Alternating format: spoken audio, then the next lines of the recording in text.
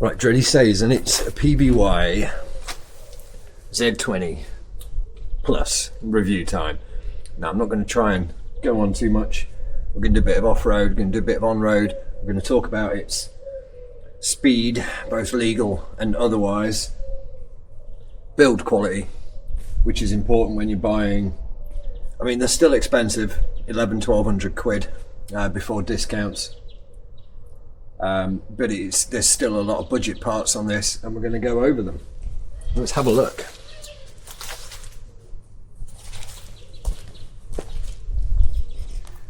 The bag and pannier, they're aftermarket. The phone holder you get with it is complete rubbish, so I bought a Maglock one that works well with my phone case. Aftermarket mirror. The rest is stock. Let's take it for a ride. Oh yeah, sporting the Outdoor Master Rhino helmet, which is good on days like this, and the Outdoor Master Sharp HD Hawk. Or check out the review, I'll link it below. These are very good photochromic sunnies. Watch this, come inside. Problem solved. Right, let's take it for a ride.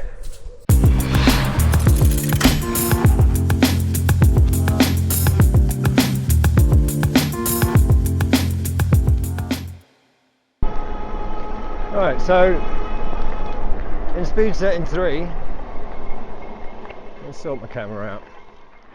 Don't really trust that camera on there like that. So on speed setting 3, we are pulling about 12 amps. And we're doing legal UK speeds. The speedo reads slightly fast, so I'm only doing 15.5 miles an hour, which is absolutely fine. As soon as we get to some private property, I'm going to show you what it's like once you've unlocked it.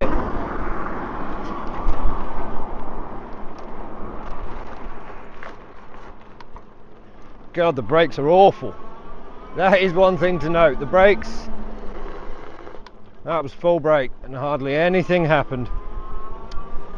So the front brake's a bit naff. I'm going to need to look into that. Let's change some gears.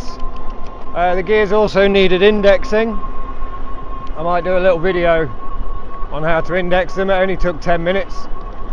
But that front brake is absolutely dreadful. Morning. Right, here we go. The power delivery is not very sophisticated. Basically, it's all or nothing.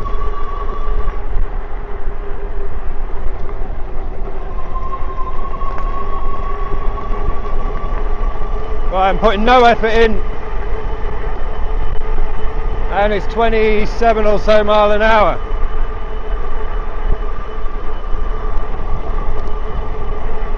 It'll do that on the flat all day long. It'll do it uphill. I'm 72 kilograms. Suspension's reasonable. We're going to do a little bit of off-roading. I mean, that front brake literally comes all the way to the handlebar. Let's swap some cameras around for you. Alright, that's sinking already. Nah. Crap front brake. Right, so we're just going to try. Right, and the power will kick in about now. I've got it on its highest. The camera's going to be bouncing around. Right, there's no need to have it in the highest power when you're off-road. When I say off-road, you know, it's like a trail. I know there are some nasty potholes here. The suspension will not handle it. Now, this isn't the main off-road test. This is just, can it handle light trails? Yeah, all day long, without a problem. I'm doing, 15 miles an hour. You can hear in my voice, it's a bit bumpy.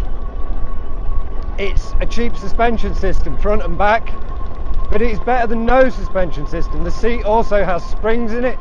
I'm swapping the seat out.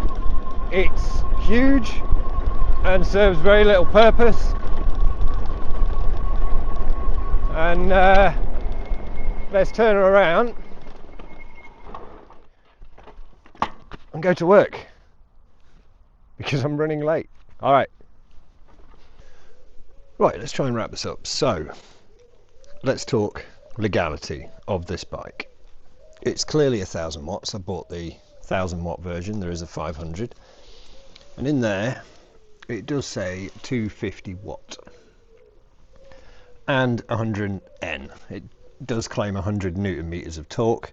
No, I'd say that's pretty fair, but it does have 250 stamped on there. Now in the settings, pressing the up and down arrow opens up the secret menu, as they call it, and this is where you've got all of your settings. Now number 2 is setting it to miles an hour, kilometers an hour. 3 is setting the voltage, leave that alone. Number 4 I forget. Number 5 is how many gears, so electric gears obviously. It starts at 3, I've set it to 5. Right, number 6, this keeps defaulting back to 22, although it's a 20-inch wheel. So, but the speed is accurate. That dictates the speed. It also times out pretty quickly. Now, let's get to 8. This is speed limit in kilometers per hour. Now, 100 kilometers per hour is about 70 miles per hour. It's never going to do that. You set that to 100. However, if you set that to about 32, that makes it UK legal. That's important. So whatever gear you're in, you will never go over that magical 15.5 miles an hour. Now I'm just going to let that time out. The display itself is okay in bright sunlight. It sits very flat. There's not a lot of room to mount it here, but you know, you've got your speed. These icons come up. You have a headlight icon as well. You hold up on the stick and you should get a headlight icon. There we go. You've got your gears there. Goes all the way up to 5. I've done 123 miles in just over a week. Time, how long it's been running, not the actual time. Voltage, this is important. When it gets down to about 42, you'll start getting an error. 41 and 40 is it's flat. So let's speak about range. Okay, range is an important one. In its naughty mode, where it will do 28 mile an hour quite comfortably with very little effort from myself, I got about 20 miles out of it. Okay, so that's quite good. However, if I knock it down a gear and do 20 miles an hour, so far I've got 40 miles. Now that is very easy to calculate because in the menu there is an amp. That's currently set to 0. Now in its 5th gear or 3rd gear, if you've only got 3 gears, but in its highest gear, highest speed, it's pulling 20 amps constantly. Okay, 20 amps, 70 odd watt hour battery, you're going to get 20 miles out of it. However, dropping it down to 20 miles an hour, it's only pulling about 10 amps. You're doubling your range, so you're getting about 40 miles out of it. Now, I've tried it doing 10-15 mile an hour and I got bored at about 50 miles. So it does claim 70 odd kilometers range, 70 to 90. That is accurate. If you have this in legal mode, you are going to get 40-50 miles out of a charge, which is incredible because the rolling drag on the tires is huge. It's extremely heavy. It's about 30 kilograms. So all in all, it does what it claims. Now let's look at some of the really bad things. Okay, the brake. That's the front brake. Barely does anything. That either needs bleeding, the pads are bad, the shims are bad, the caliper's bad, they're cheap. Tektro, is it? Techno? Copy brakes. The back brake, not as bad. It will lock up though, so the back brake is suitable. Now the travel on the forks. I've been quite rough with this. There is a little bit of lubricant there. That's good. It's not obviously running out of there really badly. You can lock the fork. I've not bothered. The rear fork shock, yeah, that looks adequate. Don't know how long the seals are going to last, but it's quite easy to swap these out for good parts. The seat also has suspension, but listen to this. It's noisy. That's getting swapped out. I left that on for the purpose of this video only. The pedals, they come in as, I think they were plastic or metal. They're metal. They're okay. Be careful when you're threading them on. People have had the crank arms thread. The gears, they needed indexing. Check out a video on how to index them because I couldn't get into first or seventh. That was quite straightforward. It folds. Charge time is lengthy. It's about 6-7 hours. It's a cheap charger you get with it. I think it only puts out 1 amp or 2 amps. It's also got 250 written on here, 250 watt, 48 volt. The chain's okay, needs lube. But all in all, do I regret buying it? No. No, it's absolutely spot on. It does have indicators in there. I should probably move that bag forward because you can't see my tail light very well. Yeah, I'll get that sorted. Headlight is very good. That actually does light up the road. That needed heavy adjustment. It's got a horn. That just annoys people. And the grip's average. I'm going to take the throttle off because if you do get stopped by the police with the throttle in the UK, you're done for, basically. As you just saw, the stand came up. So throttle comes off, grips are average, controls are average, well they're cheap. Screen's okay so far, phone holder's junk. It's very tall, I'm very short. I had to have it set quite low down. It's deceptively tall, but it will go up to a 6-foot rider without any issues. And that's about it. I think this is going to be a long one. I wasn't planning on having a really long epic installation. Putting it together was a nightmare. There is a video.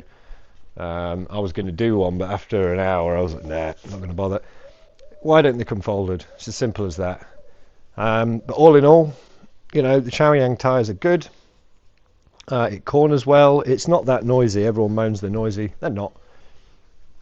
It gets a thumbs up from me, but just be aware that you may need to take it to a cycle shop if you're not very competent yourself or comfortable doing these things. I mean, cycle stuff is so much easier after you've put one of these things together. So all in all, if you're not sure, go for it. I'm going to try and get one of the Engway bikes, see how that stacks up. It's another cheaper Chinese brand.